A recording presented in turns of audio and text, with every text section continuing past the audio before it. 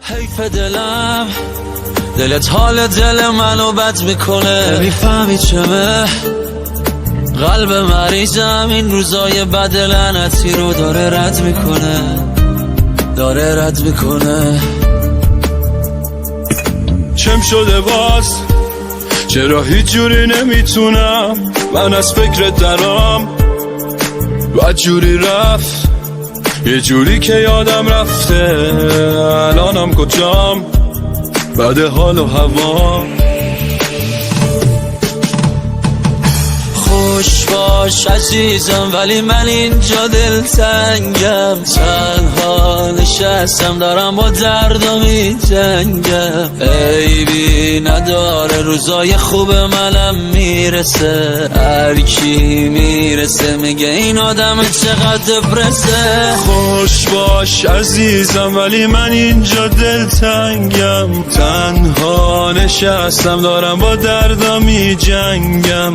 عیبی نداره روزای خوب منم میرسه، هر کی میرسه میگه این آدم چقدر پرسه.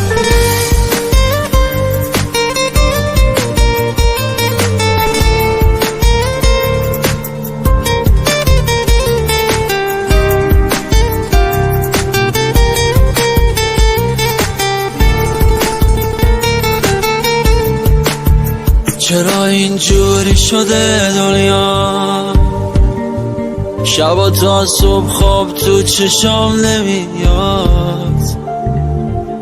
خواب بی تو واسه من کابوسه، دل من جز تو کسی رو نمیخواد. مثل بلگرد خیابونا را میرم تو این خیابونا، ولی مقصدم مشخص نیست، خاطر از تک تک میدونا.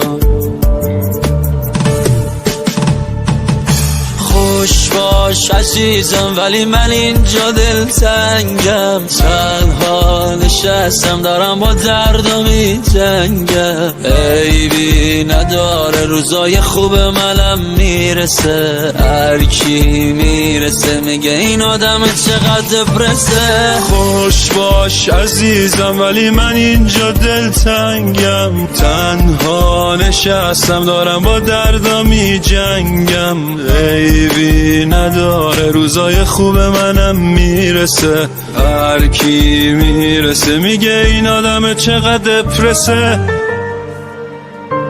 تنظیم مهدی معظم.